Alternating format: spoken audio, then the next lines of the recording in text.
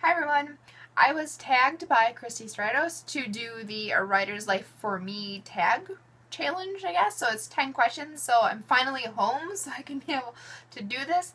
So I'll just jump right in here. First question is, what kind of writer are you? Fiction, poetry, plays, screenplays, nonfiction? I do mostly fiction. My science fiction series is the Coda series and the Coda shorts that go along with that. So that's kind of sci-fi, fantasy, dystopian. That's all kind of the main kind of fiction that's always interested me, so that's just what I write.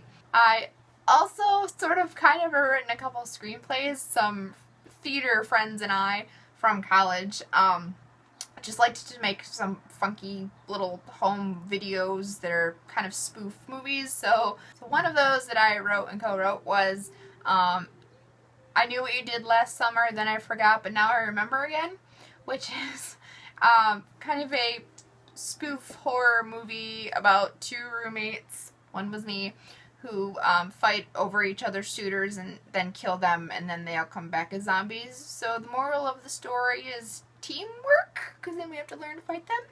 Another one that we did was Super La La Mancha, which was a superhero musical version of Man of La Mancha.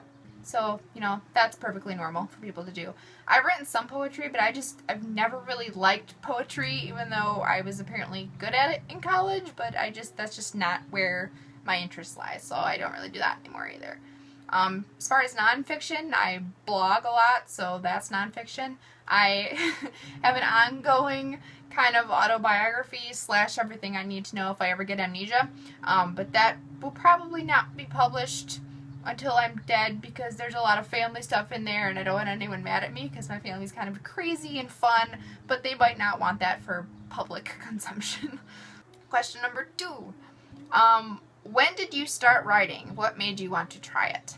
I am one of those people who have just been writing since I was a kid. Definitely the stories that I read made me want to be a writer. I just kind of always wanted to do that myself. So a lot of my early stories are, you know, things that girls kind of tend to like, of a lot of horses, but I was also very into like She-Ra, so stuff usually took kind of a darker turn. But it is kind of interesting because I found this the other day, and I actually have an idea for a video later, but the first version ever of the Coda series I wrote when I was 9, because it's based on what my brother and I and our two best friends played when we were kids. And our best friend's mom was a little concerned that we were quite obsessive with what we were playing every day, so she wanted to know what we were doing, so I wrote up a 20-page story. And so the Coda series that I write now and work on now with the shorts started way back when with that. Number 3. What inspires your stories?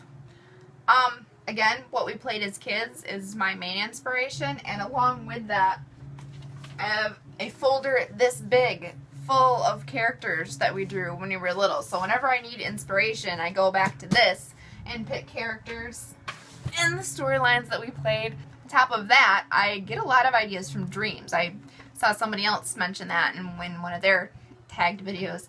Sometimes I will just have something so vivid in my dreams that I'm like, that was just so cool, and so I try to get it out on paper, and oftentimes I will create a whole scene out of that. I don't really have whole plots to go along with my dreams, but just some little thing that was so cool that I write into the story. As an example of that would be in book 3, Pharmacon, where there's a burning tree in the middle of a storm, and then there's fire coming out of it, and like that was something that definitely came from a dream.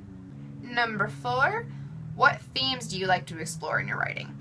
I really like dark stuff, so I don't like perfect characters. I don't like just flat out evil villains. I like there to be some gray area in stuff that I read and then in stuff that I write, because I just think that's more interesting and probably a little more true to reality. So I definitely like exploring just the conflict there between like good and evil, light and dark. That's a big theme in the Coda. And just exploring the gray area. And so I think out of that comes kind of another theme of like redemption, of like when you've been on the dark for so long, how do you get back to the light? So those are probably my main themes. 5, are you a pantser or a plotter or a bit of both? I will admit that for a very long time I didn't even know what a pantser was, because I first started hearing a lot of British authors saying that, so I thought it was just somebody who went around and yanked people's pants, but I get it now. So I would actually say that I'm a bit of both. I can't start writing until I know how my story is going to end. Like, I won't know anything from the beginning to the middle sometimes, but if I know how something's going to end, then I kind of sketch out what little I know as far as like an outline or a plot, and then like, bam, I have the end. But then during the actual process of writing, I definitely just kind of sit down and just whatever comes to me, and sometimes like, oh cool, that ties in, and so you kind of try to connect the dots of stuff that I pants, if that makes sense. 6, where are you in your journey?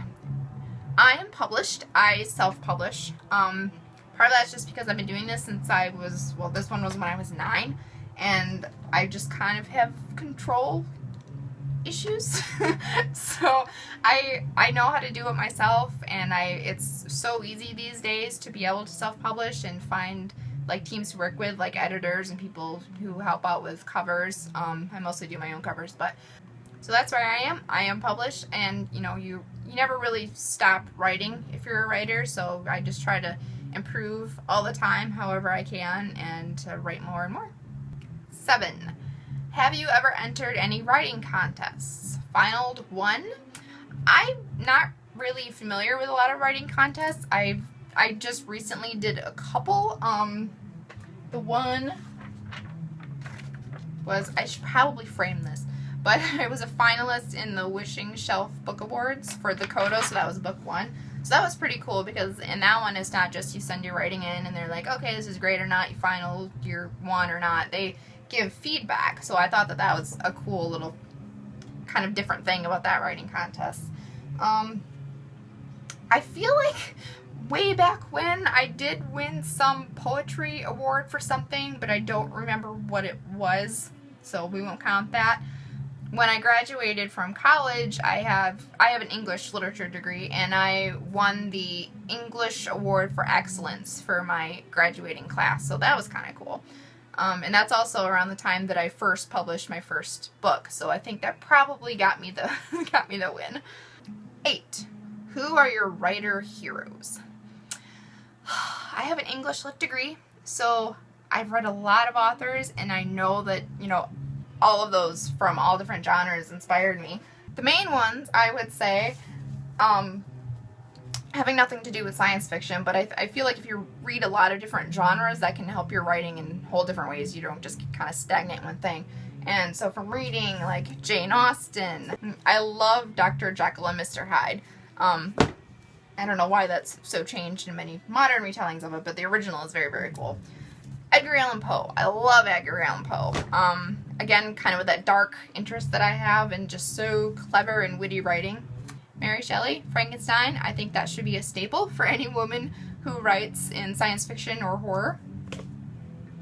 Our modern influences, I would definitely say Orson Scott Card. Like all of them, but Speaker for the Dead, which is the second book in the Ender series, was the first book I ever read that I was like, I want to do this. And because it's just such a twist and complex world building that really, really interested me. Also, Stephen King, just cause. From like a childhood influence, definitely Wrinkle in Time, Madeline L'Engle. That's probably where I got definitely where I got my interest in using like time and time travel, time playing, time warping in stories, and that's a big thing in the Coda. And then probably finally I would say C.S. Lewis, The Chronicles of Narnia. Ignore the movie cover. I don't like movie covers, but that's just kind of what's on this. But that was a definite influence when we were playing as kids. I just, again, world building and focusing on character. All of these different things that I mentioned in here definitely helped create how I write and how my brain works as an author, and I think that's just invaluable. 9. Have you been to any writing conferences? Not really. I've been to there's a local college here that has, so it's the Calvin Festival of Faith and Writing. So I've been to that a couple of times just to kind of sit in the background and listen to what other writers have to say. I've never like announced myself as an author. I would like to go to more. That's just not something that I've done. And finally, number 10.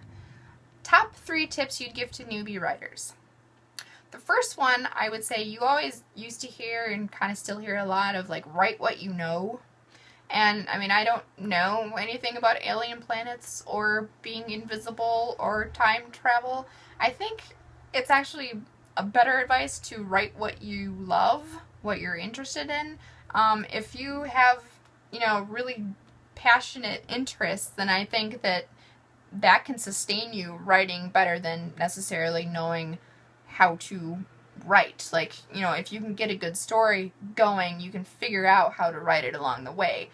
Another tip I would say is to get a good community of fellow writers. One of the best things that I've done was become a part of the authors. It's AWETHORS. It's just a great international group of supportive writers and readers. Because it's important to have people who are doing the same thing that you're doing. Like I've said before, like if your mom loves your writing, that's great, but she might not know how to help you grow as a writer. And other writers, we all have the same struggle. So it's just a good idea to tie yourself into that kind of group of people. My third tip and last tip would be to read as much as possible. If you're not reading, you're not going to be a good writer. Like I've said, like you get ideas from other writers, you learn how to write better. A lot of it you just take in by osmosis, which is kind of amazing. And kind of a point B tip on that is whether you're reading good stuff or you're reading bad stuff, you're going to get better from both. Like if you're reading good stuff, that's going to help you to see what to do. And if you're reading bad stuff, that's going to show you what not to do. And it also helps to kind of read bad stuff so that your internal editor then looks at your own writing and sees like, oh, I'm doing that same thing that I just hated in that thing that I read. So I think that's really actually quite useful. Even if you don't really enjoy what you're reading, you can get something out of it. Okay, that's it. I'm not going to tag anyone specific because I can't think of anyone else who does videos who I haven't seen do one of these. But if you are in my authors group and you see this, consider yourself tagged because I want to know this stuff. Okay.